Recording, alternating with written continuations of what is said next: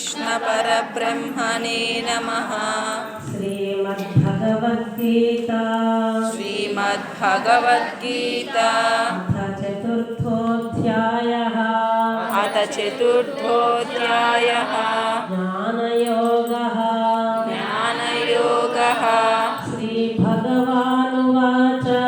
శ్రీభగవానువాచ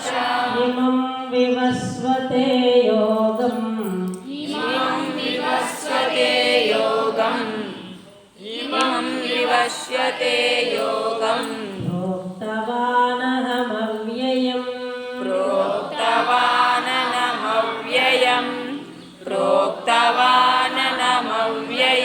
వివస్వాన్మనవే ప్రాహ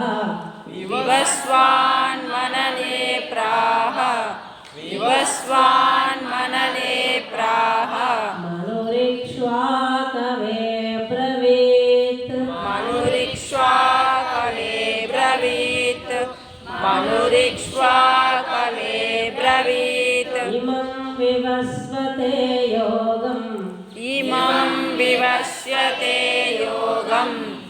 ఇమం వివస్వతే యోగం ప్రోక్తవానహమవ్యయం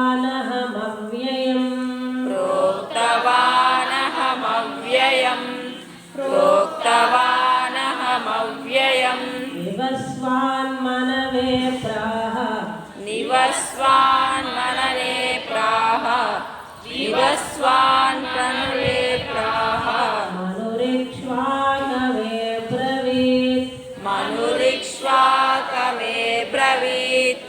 మనురిక్ష్వాకవే బ్రవీత్.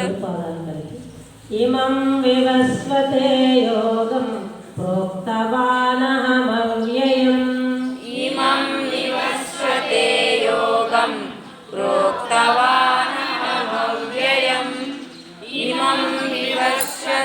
యోగం ప్రోక్తవానహమవ్యయం వివస్వాన్మనవే ప్రాహ మనురిక్ష్వాకవే బ్రవీత్.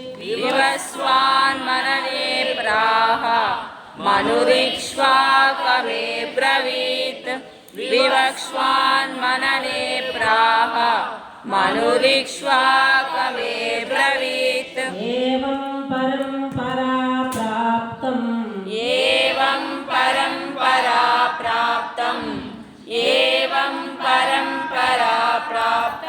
ఇమం రాజర్షయో విదుః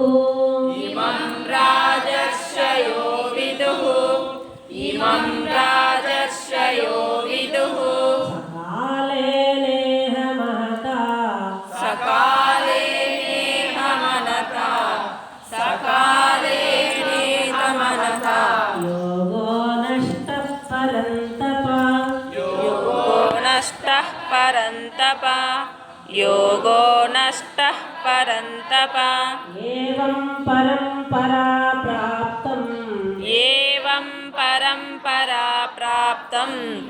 ఏవం పరంపరా ప్రాప్తం ఇమం రాజర్షయో విదుః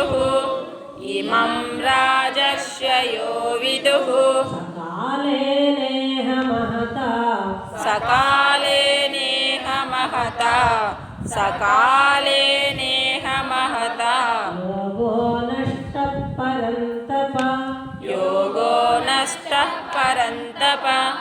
యోగో నష్టః పరంతప.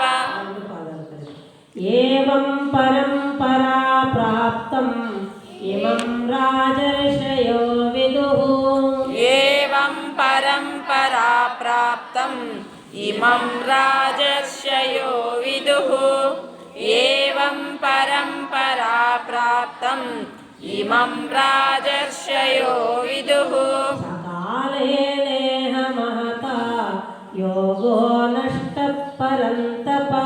సకాలే నేహ మహతా యోగో నష్టః పరంతప.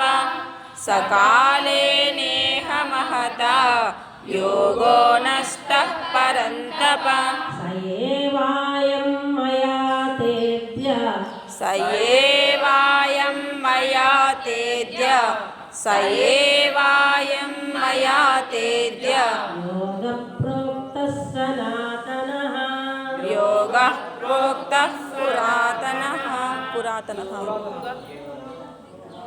పురాతన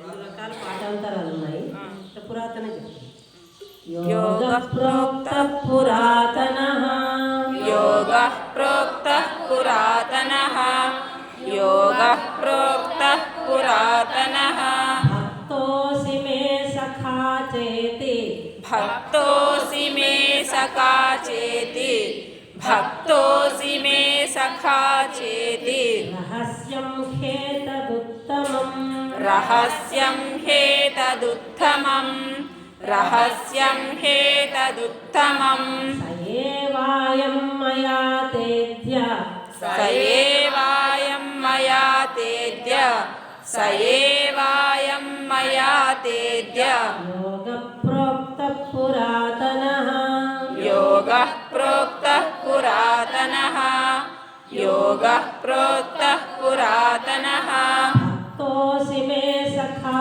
चेति भक्तोऽसि मे सखा चेति भक्तोऽसि मे सखा चेति रहस्यं ह्येतदुत्तमम् रहस्यं ह्येतदुत्तमम् रहस्यं ह्येतदुत्तमम् स एवायं मया तेद्य योगप्रोक्तः पुरातनः स एवायं मया तेद्य योगः प्रोक्तः पुरातनः स एवायं मया तेद्य योगः प्रोक्तः पुरातनः भक्तोऽसि मे सखा चेति रहस्यं ह्येतदुत्तमम् भक्तोऽसि मे सखा चेति रहस्यं ह्येतदुत्तमम् भक्तोऽसि मे सखा चेति रहस्यं ह्येतदुत्तमम्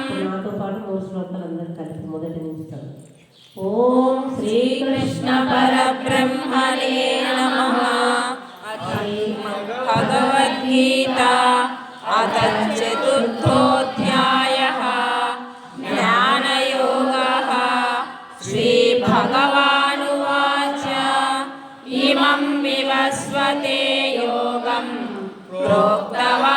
प्रोक्तवानहमव्ययम् विवस्वान्मनवे प्राह मनुरिक्ष्वाकवे ब्रवीत् एवं परम्परा प्राप्तम् इमं राजर्षयो विदुः सकाले नेह महता योगो नष्टः परन्तप स एवायमय्या तेद्य योगः प्रोक्तः पुरातनः भक्तोऽसि मे सखा चेति रहस्यं ह्येतदुत्तमम् మీరే చెప్పండి.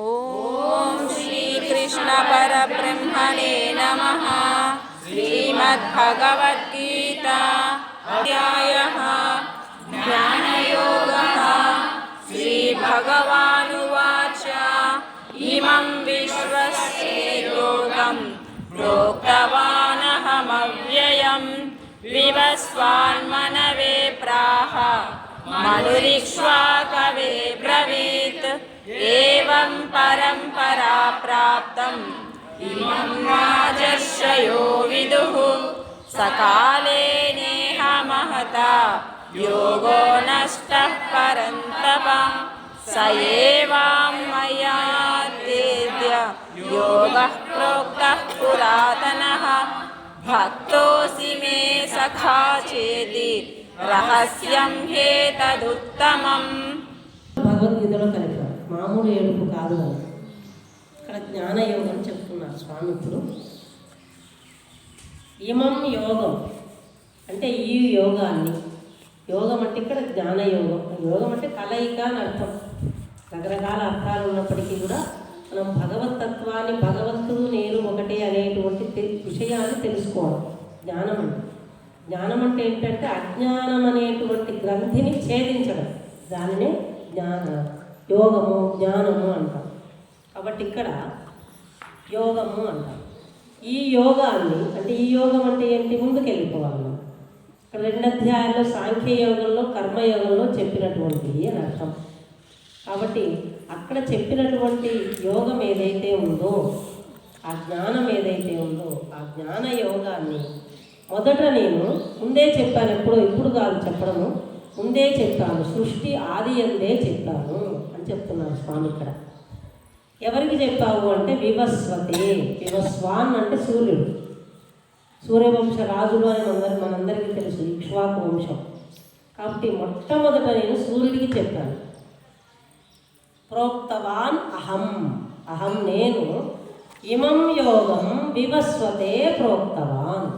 మొట్టమొదట ఈ యోగాన్ని నేను సూర్యునికి చెప్పాను. ఎలాంటిది ఈ యోగం అనేది మరలా చెప్తాను. మరలా ఆయన ఏం చేశాడు అంటే వివస్వాన్ మనవేప్ర, మనువుకు చెప్పాడు.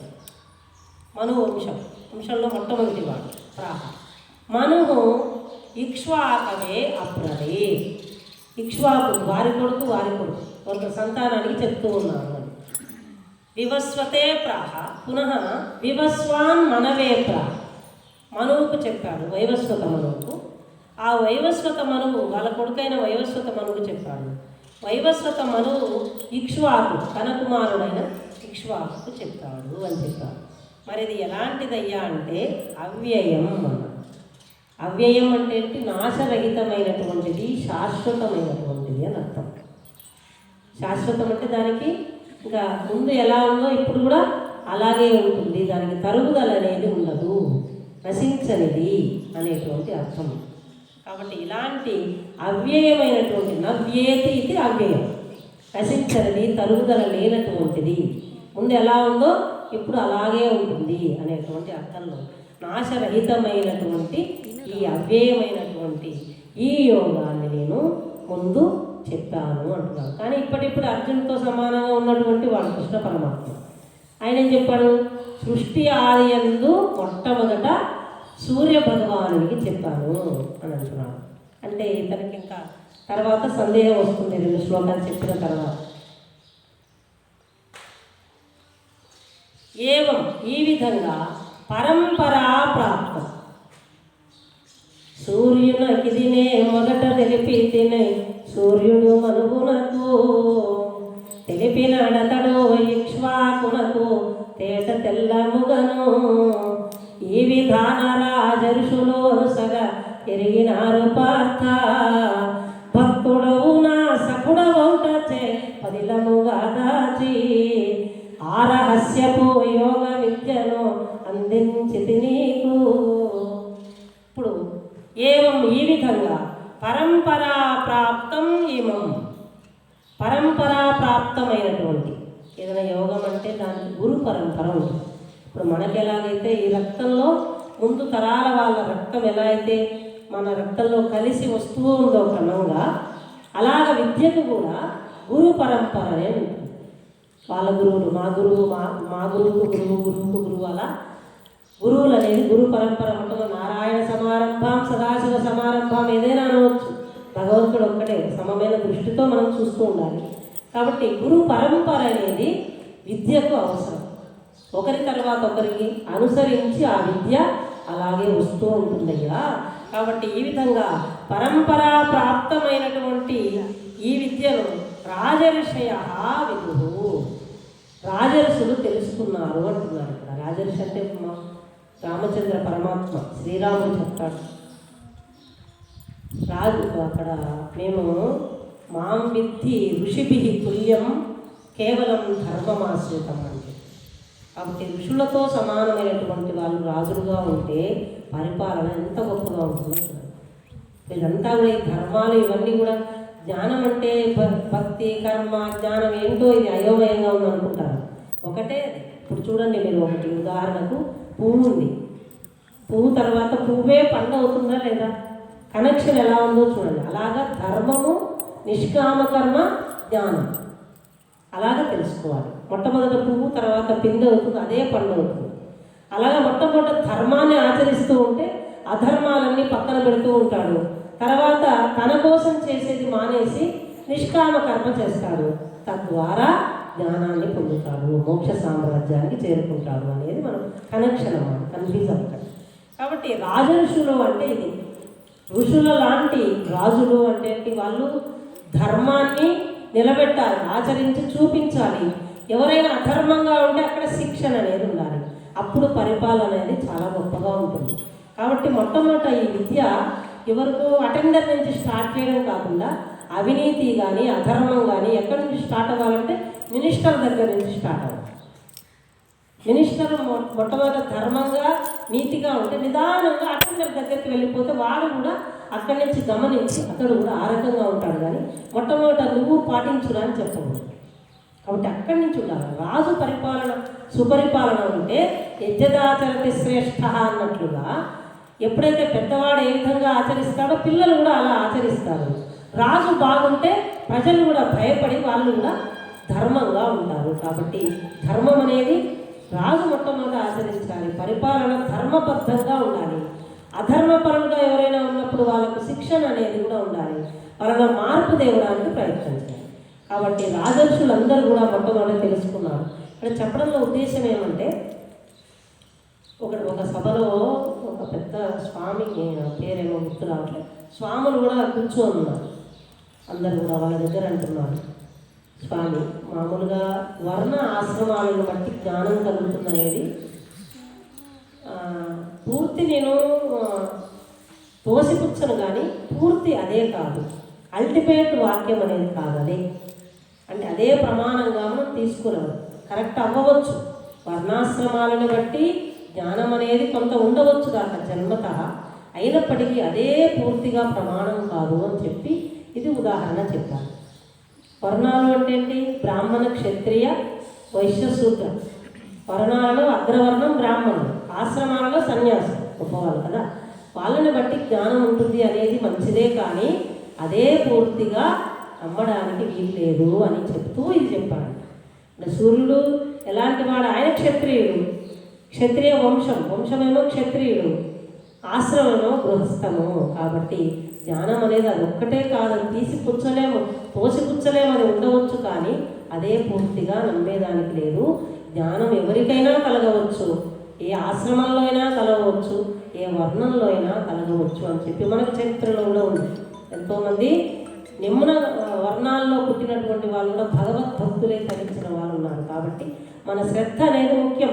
అక్కడ కొంత శాతం ఎక్కువ అనేది ఆగతంగా వచ్చినటువంటి జ్ఞానం అనేది వర్ణాశ్రమాలను బట్టి ఉండవచ్చు. ఒకైతే ఆశ్రమం గొప్ప స్వామీజీ ఉన్నారు, తర్వాత ఒక్క శిష్యుని తయారు చేస్తున్నారు, అలా పరంపరగా వస్తుంది.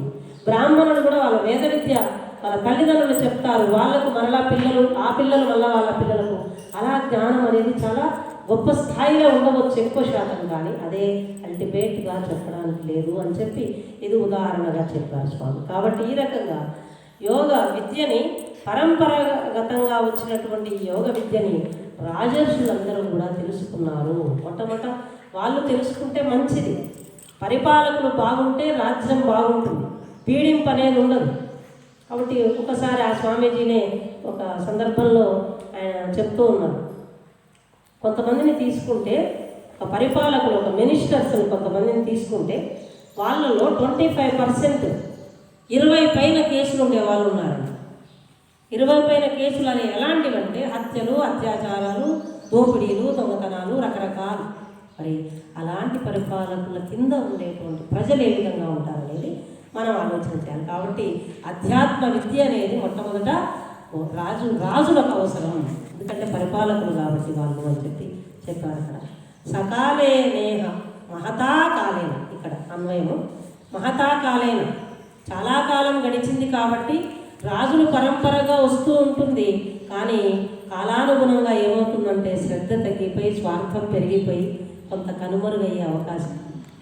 మనం నేర్చుకున్నాం, మన పిల్లలకు అంత నేర్పించలేకపోవచ్చు, వాళ్ళ పిల్లలు ఇంకా నేర్చుకోలేకపోవచ్చు, అలా కొంత నష్టమైపోతుంది. నష్టమైనప్పుడు వెంటనే ఆయన మళ్ళా వచ్చి స్వామి అయ్యో ఇలాగే వెళ్ళిపోతే ఎట్లా, ఇది నష్టం కాకూడదు కదా, నశించిపోలేదు, నష్టం అవుతా, నష్టానికి నశించడానికి తేడా. ఇప్పుడు సూర్యుడు ఉన్నాడు, ఆయన దేదీప్యమానంగా ఆకాశంలో వెలుగుతూ ఉన్నాడు, మబ్బులు అడ్డం వస్తే కొంచెం కనపడట్లేదు, అయితే మనం సూర్యుడు లేడంటాము అలాగా.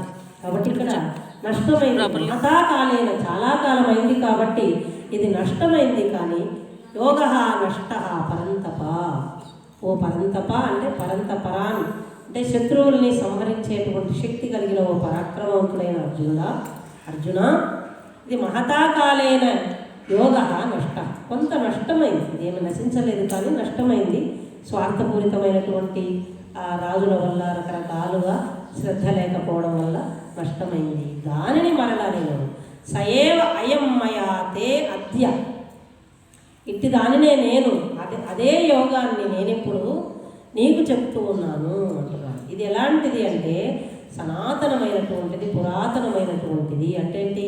మార్పు లేకపోవడం. ఇప్పుడు పూర్వకాలం ఒక 100 సంవత్సరాలకు వెనక్కి వెళ్ళిపోతే వాళ్ళకి ఆకలి అయితే అన్నమే తిన్నారు. ఇప్పుడు కూడా మనం ఆకలిగా ఉంటే అన్నమే తింటున్నాం. అలాగా అంటే అది అలాగే ఉండడం అనేది దానికి ఉదాహరణ.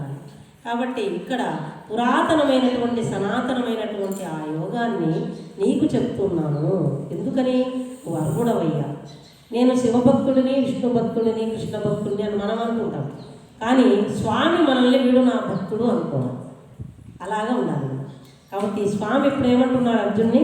సఖా భక్త, నువ్వు నా భక్తుడివి, నా సఖుడివి. 2 రకాలు, ఒక్కటి కాదని. సఖుడు అంటే ఏంటి? విశ్వాస సఖ్యముచ్యతే అని అంటే విశ్వాసం. నువ్వేది చెప్పినా నాకు హితమే చెప్తావు, నువ్వేది చెప్పినా నా హితం కోసమే అనే విశ్వాసం కలిగి ఉన్నాడు. భక్తి కూడా అంతే. భగవంతుడి పైన నువ్వు ఆయన చెప్పారంటే ఆ మాట పైన విశ్వాసం. నువ్వు నా భక్తుడివి మరియు స్నేహితుడివి. ఆ రెండింటి వల్ల భక్తుడు ఒక్కటే అయితే ఏమంటే కొంచెం భయం ఉంటుంది. మా స్వామికి ఆయన గొప్పవాడు. సఖుడైతే చనువు ఎక్కువ ఉంటుంది. 2 రకాల అర్జునుడికి ఎంత అదృష్టవంతుడు ఆయన. కాబట్టి నువ్వు భక్తుడివి, నా సఖుడివి. కాబట్టి ఆ రహస్యమైనటువంటి యోగ విద్యని, రహస్యం అంటే మనం ఇప్పుడు చెప్పుకుంటున్నాం అనుకోండి. రహస్యం అంటే ఏంటి? ప్రకటం అప్రకటం అంటారు.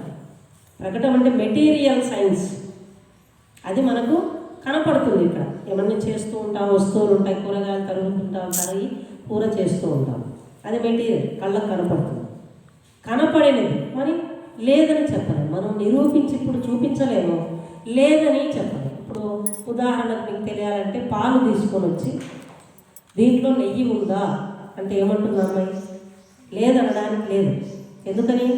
అది కాచి తోడు వేస్తే పెరుగు అవుతుంది, వెన్న అవుతుంది, నెయ్యి వస్తుంది. లేదనడానికి లేదు. మరి ఉంది అని అనుకో, చూపించు అంటే చూపించలేదు. ఆ రకంగా ఉంటుంది.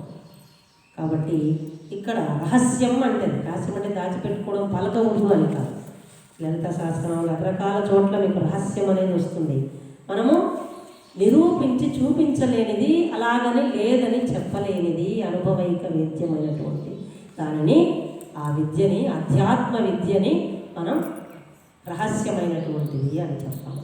కాబట్టి నీవు భక్తుడివి, నా సఖుడివి. కాబట్టి ఆ రహస్యమైనటువంటి ఆ యోగ విద్యని, మోక్ష విద్యని, అంటే మోక్షానికి పొందడానికి వీలైనటువంటి మోక్షం అంటే అదే మన యొక్క బంధం తొలగిపోవడం, అజ్ఞానం పోవడం. ఏదో ప్రయాణం చేసి ఇక్కడి నుంచి అక్కడికి ఎక్కడికో హరిద్వార్కో ఋషికేశ్కో వెళ్ళినట్టు కాదు మోక్షం అంటే. మనము అజ్ఞానం నుంచి విడిపడడం అంటే ఏంటి? చెప్తున్న మధ్యలో తెలుసుకోవడం, నేనేంటి అని తెలుసుకోవడం. తన్నెరిగి బ్రతుకవలరా కొన్నాళ్ళిక ఎచటనున్న గువ్వల చెన్న అని మీకు చెప్పాను కదా, మా గురువు గారు రాసిన గువ్వల చెన్న శతకంలోది.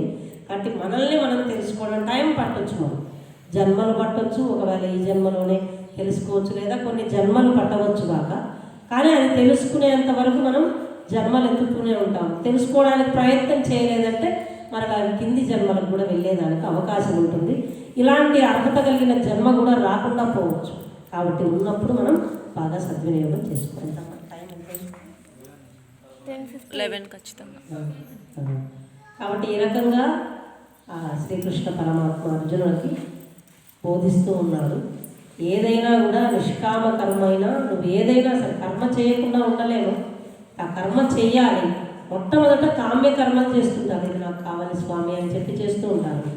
నిదానంగా ఆ స్థితి దాటిపోయి ఆ కామ్యకర్మల నుంచి నిష్కామ కర్మ వైపు వెళ్ళినప్పుడు తద్వారా జ్ఞానాన్ని పొందిన తర్వాత ఇవన్నీ ఏవి ఉండవు. ఆయన చేసినా ఒకటే, పని చేయకున్నా ఒకటే. ఆ స్థాయికి వెళ్ళిపోయి అక్కడ భగవంతుల్లో రమిస్తూ ఉంటాడు. ఆయన రూపాన్ని ఒకసారి చూస్తాడు, ఒకసారి నేనే ఆ స్వరూపం అనుకుంటూ అక్కడ ధ్యానంలో ఉండిపోతాడు. అలాంటి స్థితికి మనం వెళ్ళిపోవడానికి ప్రయత్నం చేయాలి. వచ్చే వారం మీకు ఈ 3 శ్లోకాలు